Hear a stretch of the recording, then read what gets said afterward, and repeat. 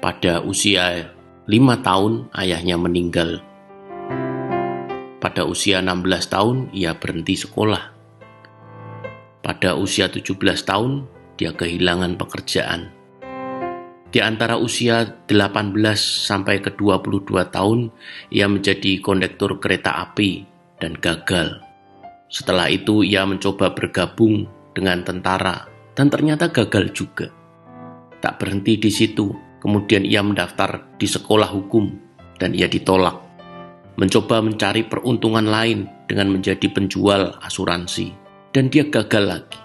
Dan di usia yang ke-19 ia menjadi seorang ayah. Pada usia ke-20 istrinya meninggalkan dia dan mengambil bayi perempuannya.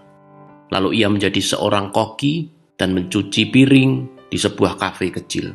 Dia gagal juga dalam upaya untuk menculik putrinya sendiri, yang akhirnya dia meyakinkan istrinya untuk bisa kembali kepadanya.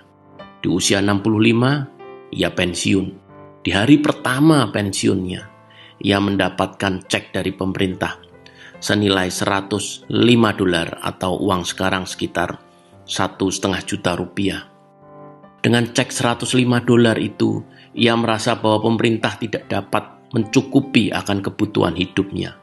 Akhirnya, ia memutuskan untuk bunuh diri karena merasa tidak layak hidup lagi. Dia merasa menjadi seorang yang selalu gagal.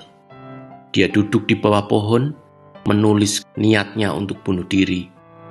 Tapi akhirnya, dia mengurungkan niat itu. Dan sebaliknya, ia menulis sebuah resep masakan. Di sisa usianya, yang sudah senja, ia masih punya kesempatan dan keahlian, yaitu memasak. Singkat cerita, ia meminjam $87 kepada temannya untuk membuat ayam goreng. Lalu ia berjualan dari pintu ke pintu dan awalnya ia ditolak lebih dari 1000 kali. Dan akhirnya ada satu rumah yang mau membeli masakannya. Ingat, di usia 65, ia sudah menyiapkan niat untuk bunuh diri. Tetapi di usia 88 tahun, Kolonel Sanders menjadi pendiri KFC. Ia menjadi bilioner dari usaha KFC-nya.